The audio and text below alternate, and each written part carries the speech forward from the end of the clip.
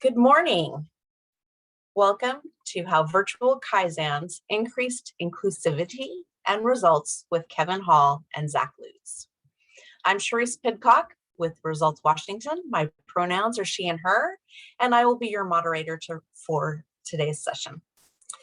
We have about 840 attendees registered for this session, and we're happy that you're here. I am joined today by Catherine Thomas, who will be providing ASL interpretation for today. Thank you to my team member, Kathy Holder, who's managing the technology behind the scenes. We have a few housekeeping things for today. We know that you may be familiar with Zoom meetings, but there are some differences in Zoom webinar, which we're using today. The biggest difference is that you won't be able to talk or have your video visible. This ensures that all participants can focus on today's presentation. We want to draw your attention to a few different features in Zoom and how we will use them. Move your mouse and the toolbar will appear, and you can see the icons for the chat and the Q&A. Chat is available for today's conversation and during parts of the session. This is a public record, so we will not be monitoring it otherwise. Feel free to pop questions into the Q&A feature. We won't be able to respond to all questions potentially, depending on how much time we have, but we will do our best to try and provide some answers. And if you're having technical difficulties, please use that Q&A feature and we'll do our best to help you.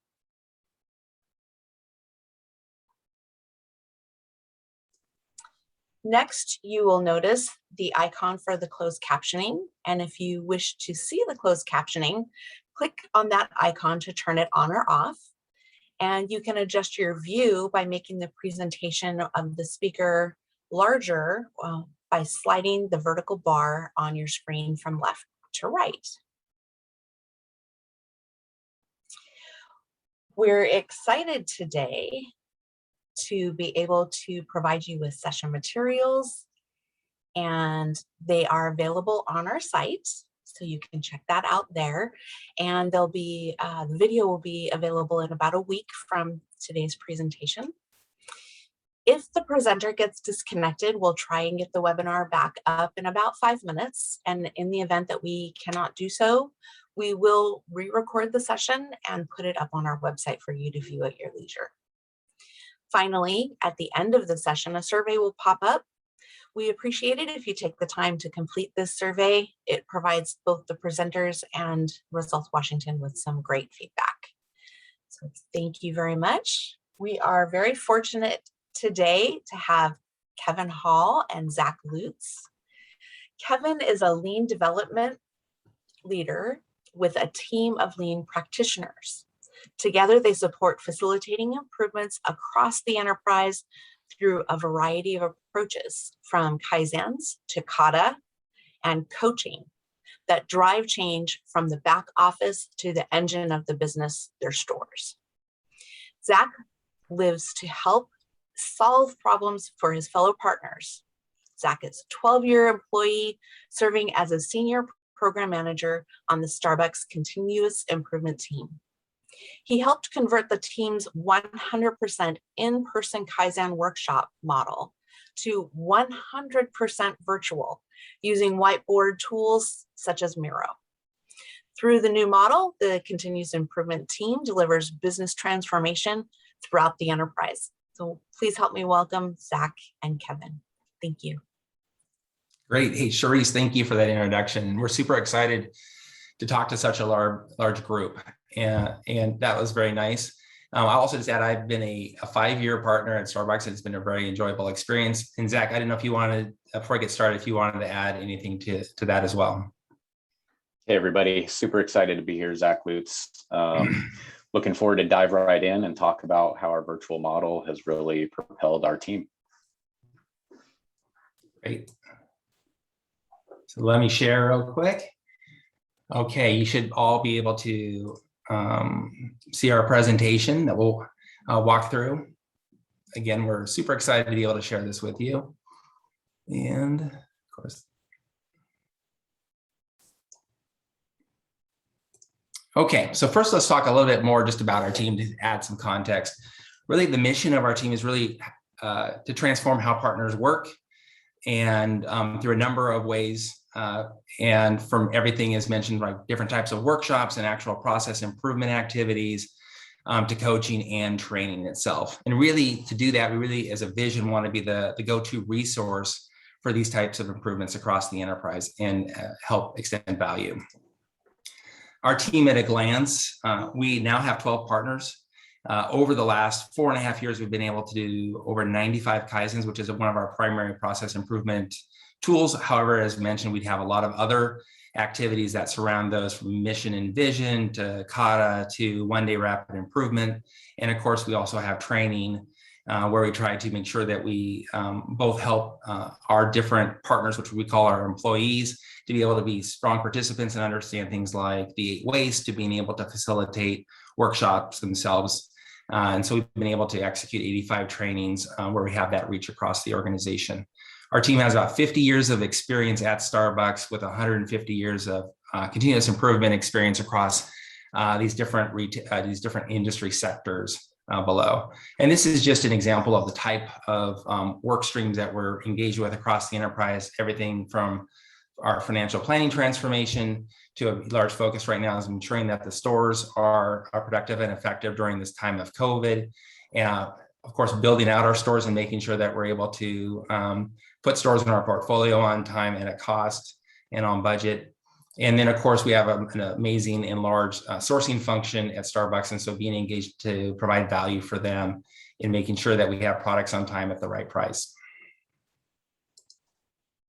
So all good stories. You start with once upon a time. And this might be a story familiar to you. Once upon a time, we had a standard operating model of how we had our workshops. Really, they were, just by be familiar, they were in person, in a room with butcher paper and Post-it notes. These are usually, could be a Kaizen as an example. Really, these are cross-functional or team-based activities that we were trying to inspect and look for improvements, either in a point in the value chain or across end-to-end in the value chain. Usually 10 to 20 participants, a number of pre-work activities that we would do in preparation from working on scope, understanding existing baseline data collection and the like, and then an intense crucible of a workshop, maybe 2 to 3 days, where an exhausting experience, but also a rewarding experience, where the participants would really come together and understand end-to-end the processes that they were looking, gain huge insights, and then come out with a post-workshop with a 90-day plan of changes that they wanted to execute to make the process better. While we had standard work, we did sometimes experiment. We experimented just because we actually had new technologies that we could deploy, or sometimes because we faced different types of constraints. And here's actually an example that might look familiar, but was radical at the time, which was we actually had a Kaizen here where we had people from our Switzerland office that we wanted to be able to bring into our Kaizen. But following that type of constraint, it's really hard to pull in a whole team from Switzerland. We were able to bring in one person from Switzerland, and then the rest had to attend what we might have called at that time by phone. But we tried to figure out how we could connect them and have them be good participants. And at that time, we had some rooms, and this is one of those rooms, where we actually had a camera in the room, which you can see at the bottom of that monitor there. So they could, the remote participant could actually see what was occurring and be part of the conversation. We also had a Polycom in the middle, which is where everyone spoke through. And in this case, we experimented with this through our technology team. We had an iPad that we had on this little stand, which was kind of what I call the Sheldon robot. And we could try to use this and leverage this. And in this case, it's actually aimed at the process map on the wall. And so the remote participants could actually look at the part of the process that was kind of under inspection. However, this was not totally ready for prime time. Even though we kept we could only move that around so much, and it kind of needed to stay plugged in all the time to be able to try to maintain battery. And even then it would kind of die by the end of the day. And I think we actually broke one of these that was on a pivot ball. And so it was a nice MVP that was stood up to try to test, but it wasn't totally ready to go. But then, of course, as we all know, we were back last March, we were all sent home, and we had to basically try to pivot and figure out what we were going to do. And so we kind of sat back and figured out, what is that design and the change going to look like? Our director of our team really asked and said, a lot of our work, of course, was done in person, almost 100%, both either coaching, training, or our workshops. And also, all of a sudden, we were not able to really provide the value that we were designed to do. And so we were charged with trying to figure out a model that we could try to stand up pretty quickly to figure out how can we actually support the different parts of the business and try to maintain that momentum that we had in being of assistance. And so we kind of sat back and we kind of tried to have some structured brainstorming of what we could do. And so if we go back, and I want to look at this kind of what we call a value curve model. And the one on the left is one that's kind of well known, where it uses value curve methodology to compare and contrast between an existing model and then potentially how you want to disrupt it or change it. And sometimes it's used in industry when you want to actually break down the status quo and have a disruptive business model. But we thought we could apply it here as well when we talk about what did our Kaizen model look like in our workshop model. And so what we did is we thought about what are the attributes, both either that we liked and wanted, or just the way we conducted them, that we need to kind of keep track of, and how we might change those in different ways to be able to continue with our product or with our service. And so in blue, we kind of had, if we kind of mapped it directionally with kind of on a high-low scale, what it looked like before, with a very little or no emphasis on virtual or any digital tools, and being able to do our Kaizen. And then we thought, well, given that we have kind of this new environment that we have to operate in, what is it the new model potentially going to look like? And we thought about having smaller sessions, and Zach's going to get into a little bit more of the detail of the components of what that looked like. However, what we recognize is, well, can we still achieve exactly the same outputs that we had before? And so we're willing to acknowledge that, well, maybe our scope's going to have to be modified, and we're going to have to reduce our scope a little bit. And as a result, the results might also be a little bit less as well. But we wanted to be able to start to experiment with this and check and adjust. However, the things that we really wanted to continue to keep was the facilitation and collaboration. And so those were the important parts of that. And then so from that, we then built what we thought a new model could look like. And I'll pass it over to Zach. Yeah, so we had to operate. So now we had an idea, right? What Kevin just went over, and we put it together. We had a brainstorm of what elements we wanted to keep and where we want to have them in our future model. And we had to operationalize it. So we put Microsoft Teams and a whiteboard software together called Miro in about 6 weeks to form basically the platform of our virtual Kaizen offering. And our team at Starbucks, we were early adopters of Miro at our company, and we built templates that could help support this virtual model. And again, it was kind of when we went home, and we built them fast, but we wanted to build them to reflect what we had been doing previously.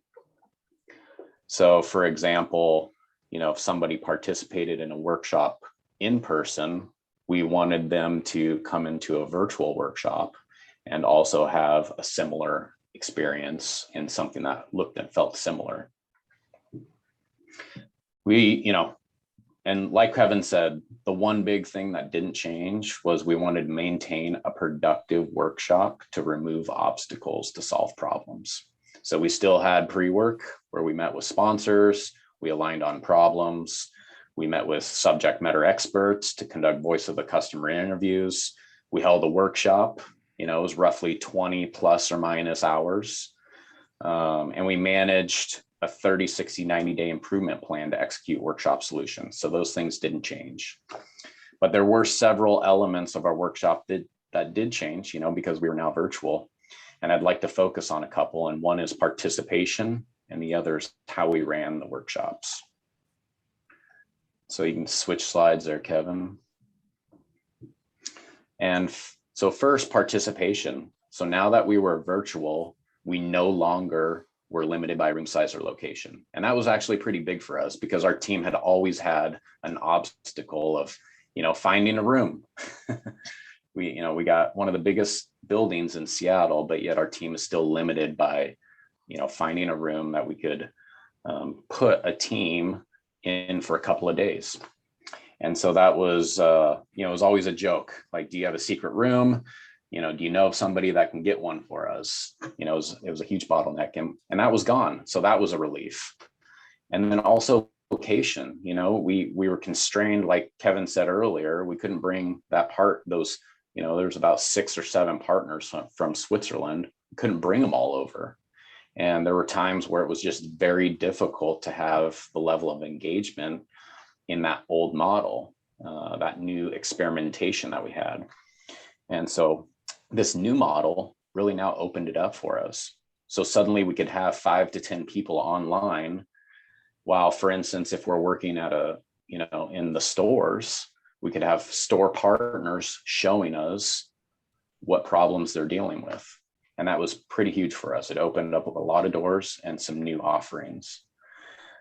Second, we quickly realized that, with kids at home and working in front of a screen all day, that the typical 2 to 3, full day Kaizens wasn't going to work. So we needed to accommodate for our partners. So after experimentation, we landed on, what we have now, which is 5 to 6, 3 to 4 hour sessions over a couple of weeks. And that's nice. So it looks like, kind of like a Tuesday, Wednesday, Thursday, week 1. And the second week is, Tuesday, Wednesday, or Tuesday, Wednesday, Thursday, whatever we need to accommodate. And that really helped because it helped pull in teams that we previously either couldn't get, or it was really difficult to get their participation, like our accounting teams.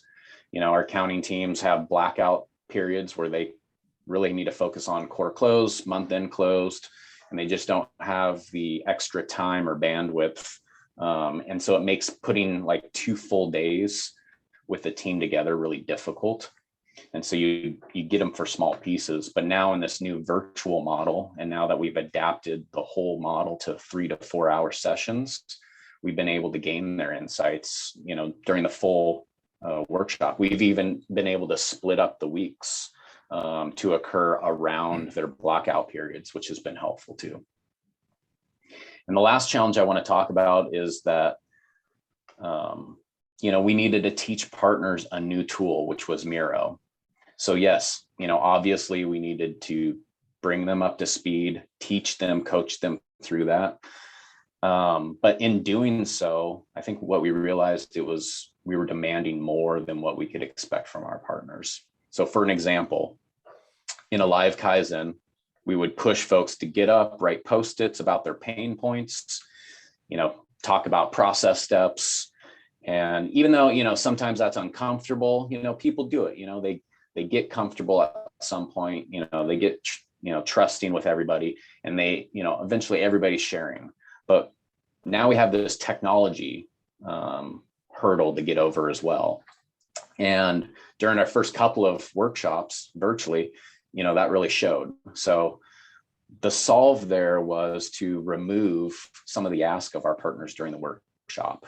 So what we did was we actually turned a learning lesson into, during the pre-work phase. So now we had partners pre-mapping the current state map before the workshop to actually speed up the workshop day itself.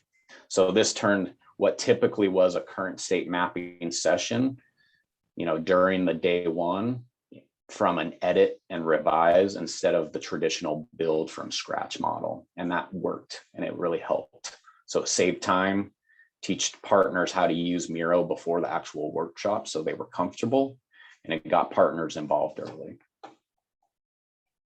Yeah, go ahead and switch slides there, Kevin. So now we arrived at a Kaizen. That includes a lot of the pre-existing tasks that we formerly did in an in-person workshop.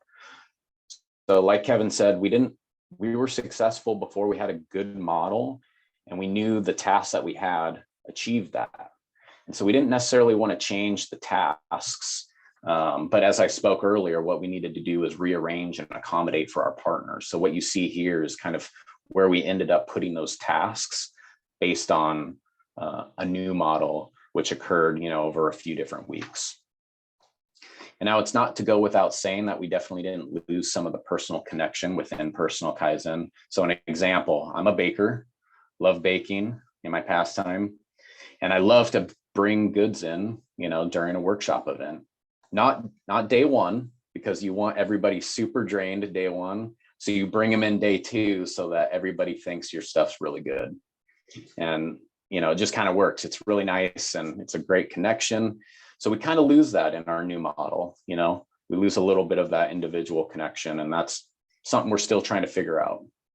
But that being said, we've gained a lot too. We've gained, immediately following a Kaizen, a digitized blueprint of our workshop solutions and how to get there. And now anyone from the team has the capability to share that with their leaders and what we did. And that's powerful. And now that has the ability to reach a lot more partners than we did previously. And that's helped us.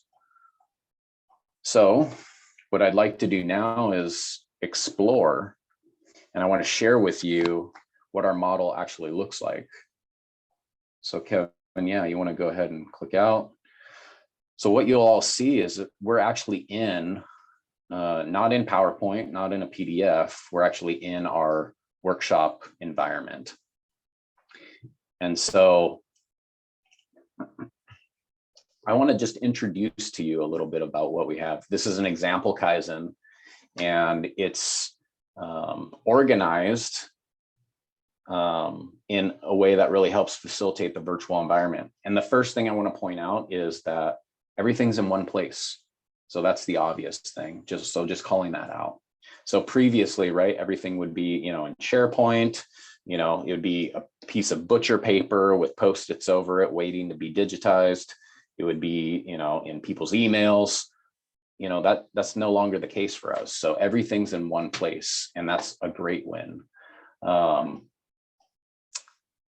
what I'll show you is just kind of an introduction of what we're looking at. So on the left-hand side here, there's kind of three areas. On the left-hand side, we have all the different pieces. So we have, a Kaizen charter. So everybody can kind of review what we're going over. We have sponsor expectations. We capture these during our pre-work or some of our, our sponsor kickoff meetings.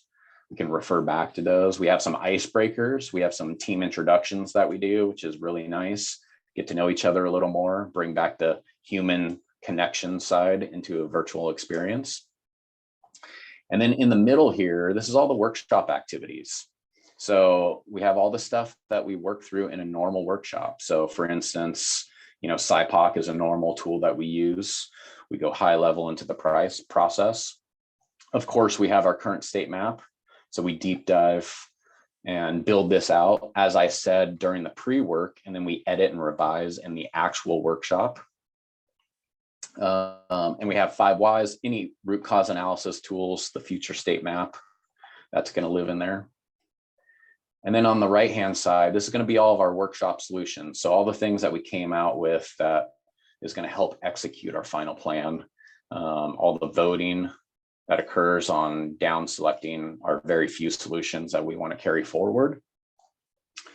And then also post-workshop activity. So traditionally this stuff would live in some sort of SharePoint, and now it stays here. And then we have some areas for process documentation and resources. I'm just going to quickly outline a couple of things with this environment. So that's a brief overview of the 3 different areas as we've built. So an example of how we keep everything in one place and accessible. We call this the workshop table. This kind of is really just a summary of what's going on for the day, who's participating in the workshop. It helps navigate, so I can click on these buttons and it'll navigate to all the different areas of the workshop. But now we have an area where we have meeting recordings. So I can click on any of these and then click on the link, and it's going to take me to the recording for that day, which is hugely beneficial. I've had teams 6 months after the workshop that we conducted virtually access these as they're going to execute a tech solution and refer back to them. So it's been really helpful. Everything's in one place. And if they need to then reference the current state map that they're seeing in the video, where is it? Well, it's right here. Let's take a quick look at it. So here's the current state map. And this current state map is a lot more user-friendly than traditional process flow diagrams that you're going to work with. You can have everybody involved, touching and working at it at the same time. And what's really beneficial is, typically in an in-person environment, you're going to hope, with the tape, the 3M tape that you're sticking on the butcher papers, that nothing falls off, that you have all the context. But 9 times out of 10, you're going to miss something. So the beauty about this environment is that as soon as the workshop's over, it's all right here. It's immediately digitized, and the team can interact with it. And so it becomes more of a living document than that butcher paper before. And then what you'll see is all these comments. These are actually pain points. So there's conversations that we can stick to process notes, and then they're actually stuck to them. So as I move them, those process pain points or opportunities for improvement aren't going to move. They're going to stay stuck with what they're attached to. And the last thing that I want to share with you all before I hand it back over to Kevin to talk about our aha moments is something that I think we all deal with as facilitators of improvement workshops, is following the actual event. There's always this period of, kind of like, hey, everybody goes back to their work, right? And then you have to get them remotivated at some point to execute those solutions that they developed. And, it's a roller coaster of emotion. And then you're having to show and share them, where all the documents are, all, if there's a new SharePoint or a new OneDrive where they can access what we developed during the workshop. And it's probably in an area that they maybe haven't worked with before, so they got to get used to that. The nice thing is we've been working in this area for, let's say about 2 months now. So all the post-workshop tasks are here. So if they want to execute a solution, we're continuing to build that out within this environment, so everything stays in one place. And then that becomes really great, because now we're starting to involve others that weren't in the workshop at that point, and they can reference other critical documents like the current state map or the future state map, or even some of the root cause analysis tools to check, some of the logic of where we got our solutions from. So that's been great. So that's just an overview. And what I'd like to do now is hand that back over to Kevin so he can go over some of the aha moments that came out of this. Thanks, Zach. That was fantastic. Let's go over here, the aha moments. Yeah, so this is pretty exciting. So I started with this old, I think many of us have seen this cartoon before, which is why are you looking for your keys under the light? And of course, that's because that's where the light is. And in some respects, if we knew it or not, there was a bias in that the way we thought a lot about our workshops is we worked where we were, which is we're Seattle based, and we're in our main building, which Zach mentions in Seattle. It's the largest building in the city. That building is in service to support all the stores with back office processes. And so there's a lot of great work that we can accomplish there. And so we spent a lot of time mining that, and that's been super helpful. However, it's also limiting, and the way we built it over this in-person, the requirement of having in-person also became a limiting factor that I don't think we totally acknowledged, right? And so right away, as soon as we went virtual, it meant that we could bring in scope that was beyond the building. And that's super important for us because, we have manufacturing facilities or roasting facilities, we have logistical centers and distribution centers. And of course we have the stores, and this is where a lot of the work actually happens. And so being able to extend there is super important. And of course, what that meant then is we expanded our geographic diversity. And what's important about that is not just because that's where the work is being done, which is the obvious component, but it means you brought in different kinds of partners with all sorts of different experiences and different cultures and points of view. And so all of a sudden we were able to blend them in as well. And then also it created more role diversity. Again, we always would like to have the SME who does the work, but sometimes it's like, well, that SME is not totally available, but this person works next to that person or was pretty familiar with what that work is. So we can tap on them instead, which is maybe acceptable in the past, but now we're like, we actually have the chance to actually work with the people who are doing the work. And there's a picture here of one of the Kaizens we did for stores, and the people that you see at the screenshots down below who are wearing masks are store partners, the people who are actually working in the stores who could now participate. And that really wasn't, that was been very difficult or almost impossible before. But now we can pull them in this case, we're able to pull in store managers who had what we call like positive deviation, and they're able to sustain positive results over a long period of time. And so then we can actually bring them in and understand what they're doing potentially differently. Is it sustainable, and can it be replicated and amplified across the organization? So that in a sense became super powerful. Having to go all virtual just became a forcing function too, with a bunch of new insights. As Zach mentioned, you're like, well, now we can go in the stores. And so here's an example of people in the store during COVID, and they're actually looking at equipment, how to maintain and service it correctly.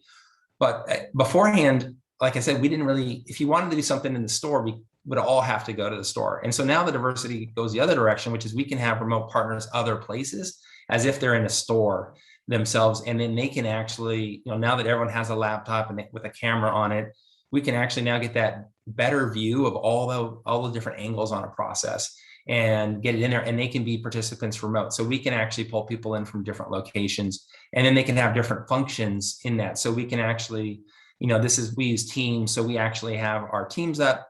We can record it, as Zach had said, but then we can have people in the background who can also observe that, watch that, from the observations, put in pain points, improvement ideas. We can have timekeepers and things like that. So it's been super impactful in being able to extend that reach and who can participate.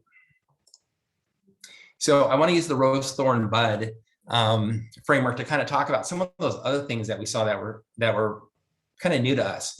So as Zach had said, we had digitizing is immediate. That has actually been super impactful, because then we have access to high quality outputs that can be shared with the business and put in decks and other types of documentation that helps explain and paint the picture of the story. Zach mentioned a little bit about getting people out of the chairs. We now have no handwriting issues. We always said before, it's like, we're not judging people on handwriting, don't be afraid. But the truth is sometimes that is an obstacle where people just don't like their handwriting. And now we can actually, that's not an issue anymore now that we've been totally digitized. And in some ways we're able to pull people and get a little bit more participation virtually as well, because sometimes people are, we always try to get people to be engaged, but people have different comfort levels. And so it's been a little bit easier for some people to participate online than maybe in person. We have this post-workshop space that Zach mentioned. The reason that's kind of important additionally from an inclusivity perspective is not everyone across the organization has access to all the same tools. Like believe it or not everyone has email, as an example, depending on where you are in the organization, or have access to certain SharePoint sites. But when we're able to put it in this Miro platform, and we can just share the link, and then everybody can then now access it and be an equal participant, which has been super helpful. Again, easier to schedule. This means we can actually pull people in. Zach's example of people who are in finance and have month-end close is really just a great example. And then, of course, when we were setting this up, we were thinking about other people who were just sent home and had to now deal with children or other dependents at the house that they couldn't, they had to try to do double duty on. One thing that we were worried about is we thought we might lose participation over the 2-week Kaizen, but that actually hasn't happened. And we actually see participation in many ways increase, as Zach has also mentioned. And it gives back time to the partners. So that's actually every day. So they actually can go back and kind of keep up with their regular day in the life work, which is sometimes a stumbling block where people are afraid they've done a Kaizen for 2 or 3 days. It's been super exhilarating. And then they face the mountain of work that back on their desk after they come back. Again, no room constraints. And then lastly, I'll mention, we use Teams, other products like Zoom, they have the similar features where we can actually have breakout rooms. So even in our workshops, we can then we can sort people and send them off into different corners in a sense to have rooms where they can then work through different problem solving or validation of their ideas and be able to work together. So that's been really good. I put no lunch here. I have it straddling both as a rose and a thorn. I have always been a strong advocate of feeding people when they're working really hard. And, thinking actually uses a huge amount of calories, and trying to keep people on top and not letting them have to worry about food and that they have to leave to go find food at lunchtime or things like that. So generally, I always thought that is super positive. However, of course, lunch is also trying to get lunch is a logistical issue sometimes. The reason I put it a little bit as a thorn is there's a little bit of that bonding element that we potentially are losing that we're trying to address, that happens potentially over breaks and lunches where people have a chance to chat. And that's why I have this arrow going up to no side conversations. A lot of times we don't want side conversations because we want everyone to pay attention to the person who's speaking. However, and so it's a disruptive behavior. However, sometimes the intention behind the side conversation is actually good, which is they have something they're trying to catch up on or understand, or they have kind of an idea. And so as a facilitator in person, when let's say we go to breaks, what we always like to see is like somebody jumps up and immediately wants to go talk to another person across the room and ask them clarifying questions or have better understanding about a process step because they think there's potential insight. And that's sometimes where the magic happens. And so we're trying to think like, how do we still maintain that positive aspect of these little side conversations? Also as a thorn, while we're setting up these shorter sessions for inclusivity and to be able to help people manage time, it makes it a little bit harder to manage the clock. So if you're running an 8-hour session as an example, and you have a number of activities that you're trying to get done throughout that day, you've got some tolerances to try to, shorten part of an activity or have a shorter lunch or a longer lunch so that everything kind of fits within that time pillar. When you're doing 4-hour sessions, you don't have that flexibility. So it's really critical to figure out how you're going to use that time really well. You don't really want to let people out too early because that's time that's kind of lost forever from the Kaizen perspective. But of course, because we made promises and commitments to our partners, you can't go long either. So that's a little bit of a challenge that we're trying to work through. And then lastly, on the buzz, things that we hadn't considered, which we've kind of discovering that we really like and want to accentuate, we're able to actually started giving people light homework assignments in between sessions, especially between week 1 and week 2.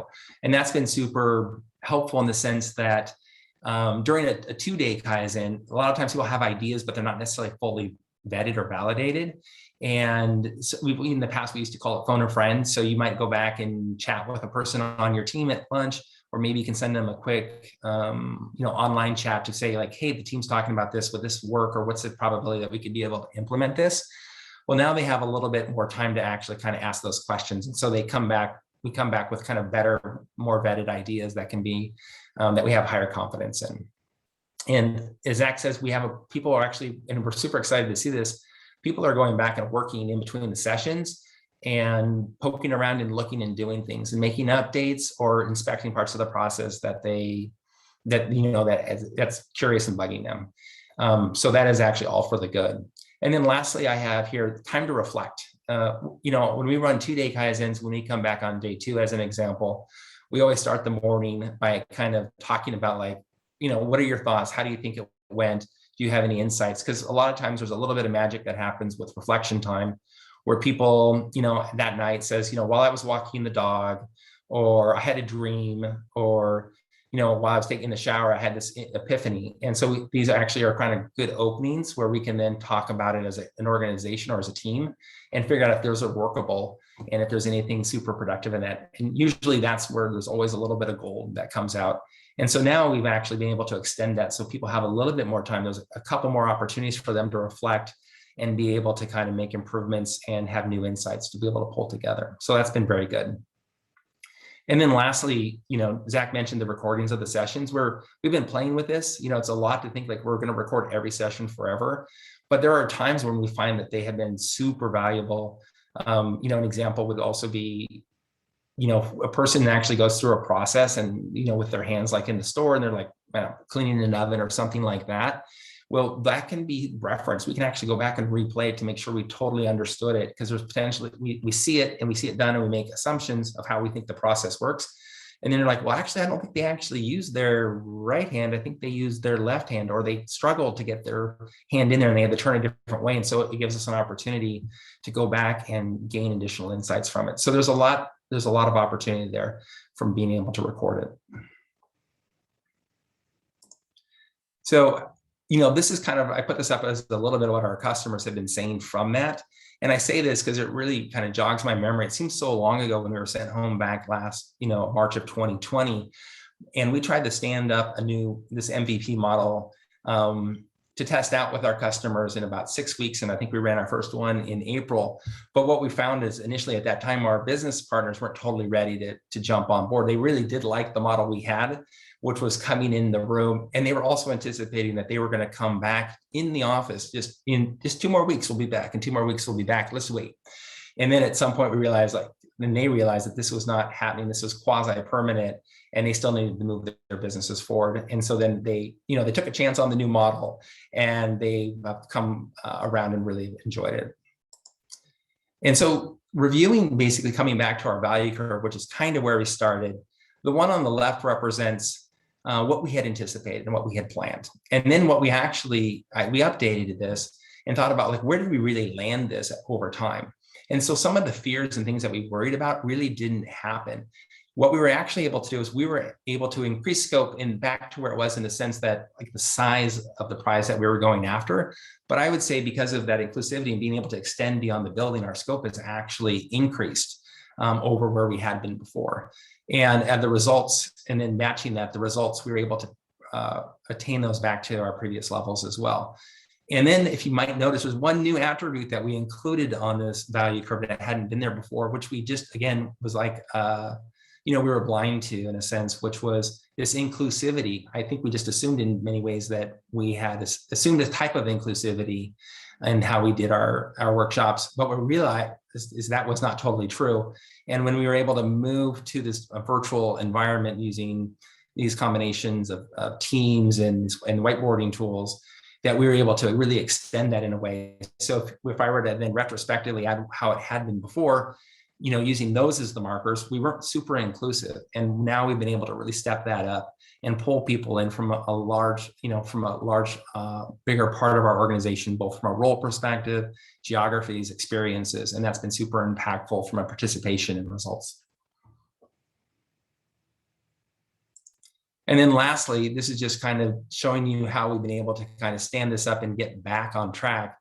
Over time, the amount of, and this is just the types of the Kaizens, this doesn't reflect trainings or other kinds of workshops that we run, but we've been able to continue to grow the amount of work that we've been able to do. But you can see in Q1 of 2020, we actually took a big hit where we just basically dropped, which reflects the fact that we were all sent home. But fairly quickly in the following quarter, we were able to start to recover and then come back and re-engage our business partners and be able to produce results for them using this model. And so with that, I'm going to pass it back to Zach about what's next. Yeah, so what's next? We know we need to continue investing in our virtual tools. That's really just obvious for us. And we've taken steps to do so. We have the opportunity with pairing with Starbucks technology to provide and build templates, right? Not just for our own team, but now we can publish those to the company.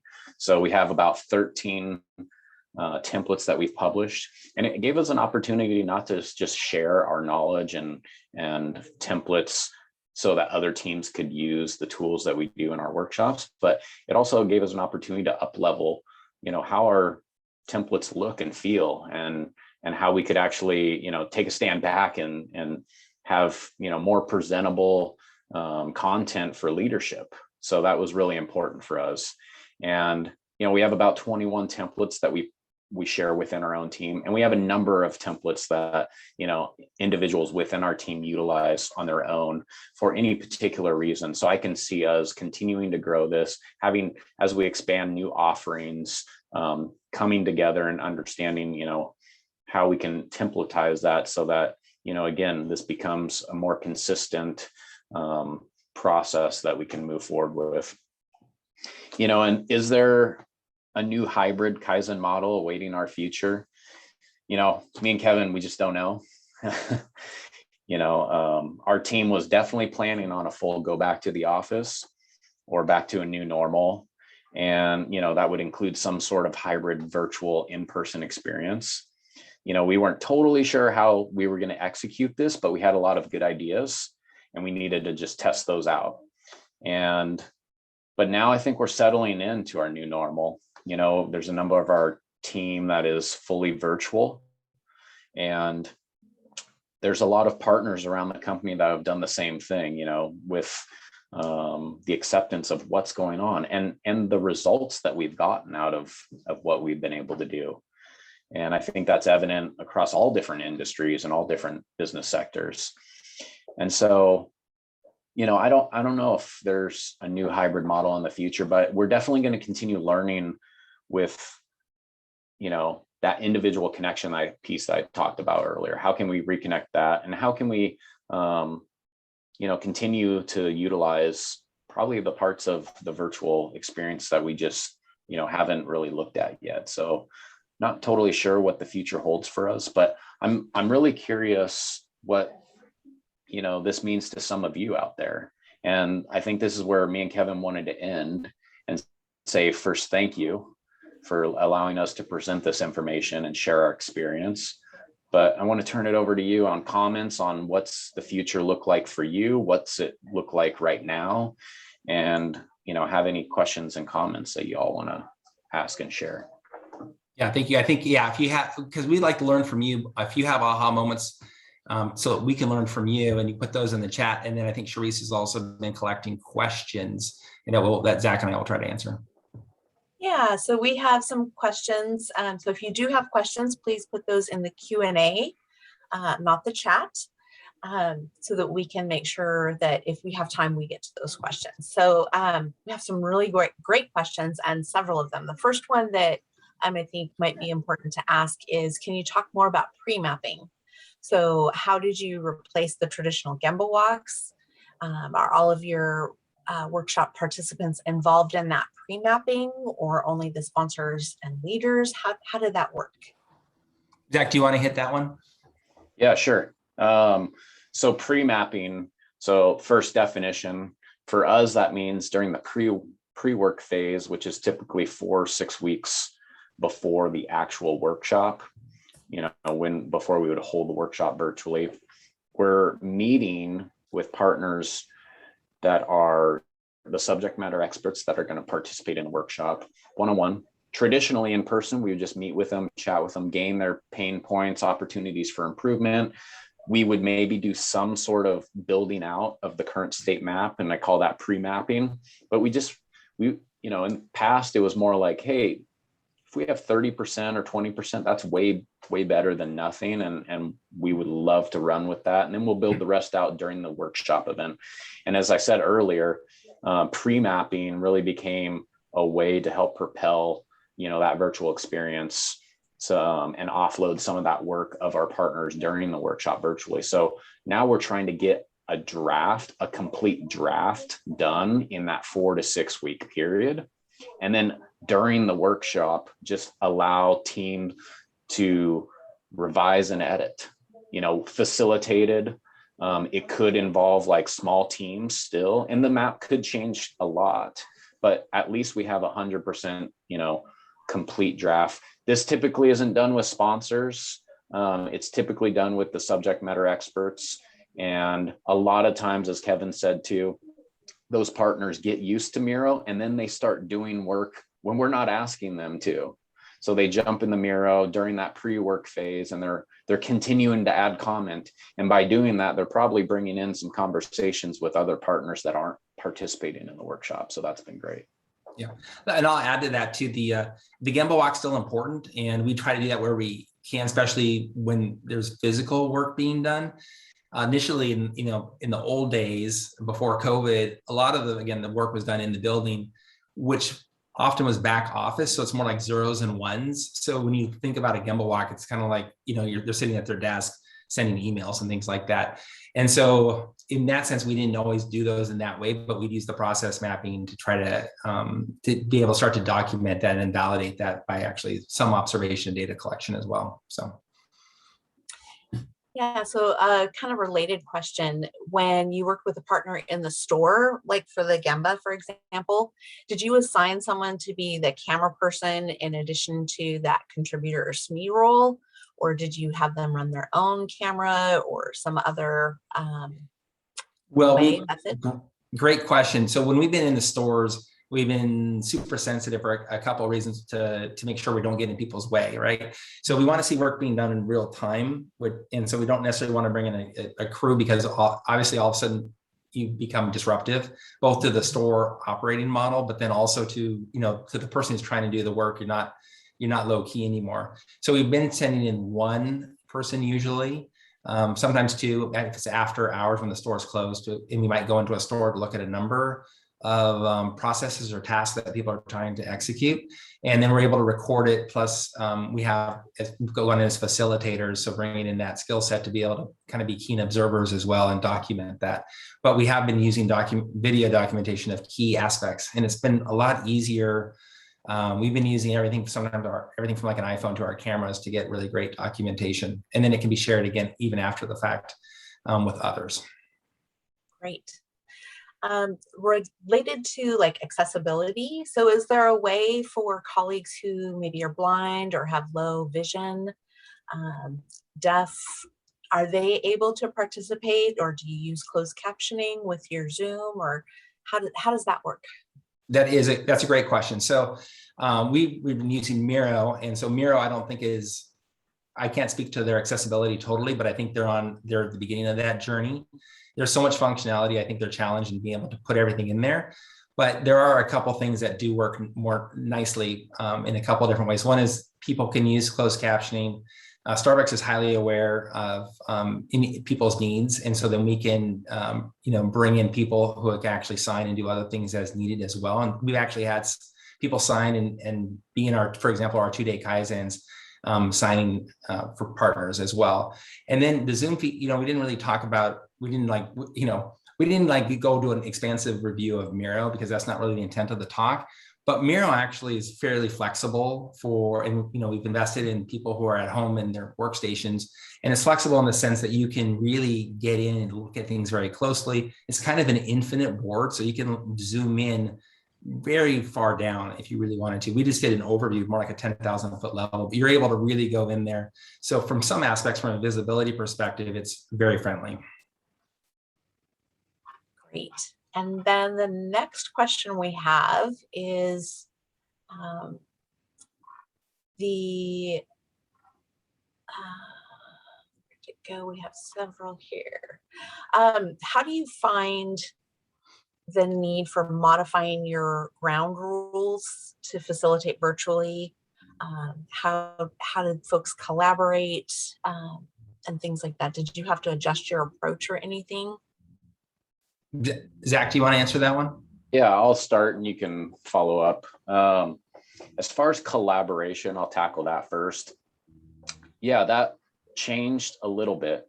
And I think what we recognized early on is, traditionally in person, we'd have like 1 to 2 facilitators, and that worked.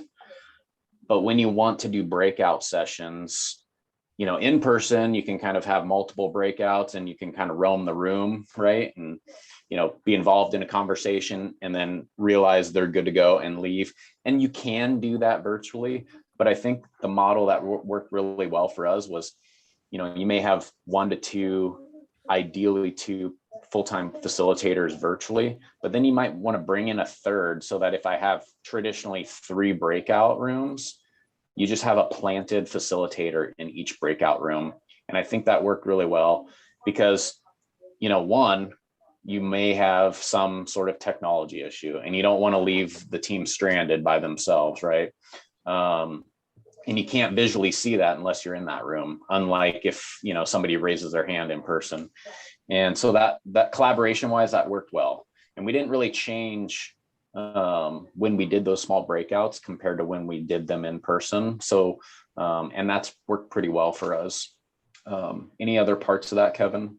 Well, I think we're just on doing PDCA. So what happens is we're just learning and we're adjusting. We want to keep our standards, like documentation of how we do our work, but it's changing so often. It's a little bit of catch up, but that's actually kind of exciting and fun. What's interesting is Teams deploys new features without notice, and we have to adjust to them. And sometimes we like this, or sometimes it's like, oh, this is a new wrinkle that I'm not sure what we have to do with. So we're always having to talk about it and pull it together in different kinds of respects like that. Real quick, I'll follow up on the fact that Miro now puts everything in one place for us and how we use it. I would say the collaboration post-workshop I've experienced has gone up a lot, because now, again, you're not training individuals to go here and reference what we built as far as artifacts during the workshop. It's all in one place.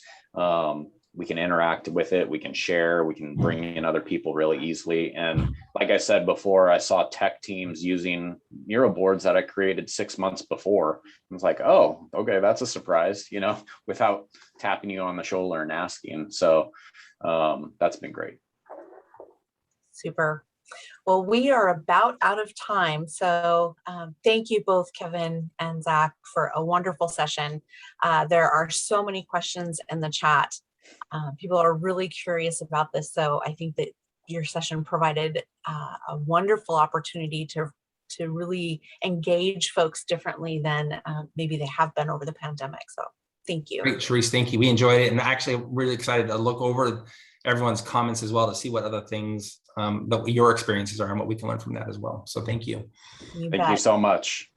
Thank you all for being here today. There's more of the conference to come. We have one more day left. So please visit our website and maybe sign up for additional sessions tomorrow or download materials. And in a moment, the survey will pop up as we exit. So please take the time to complete that survey. We really want your feedback. And thank you for attending today's session. Have a great day. Thank you. Thank you.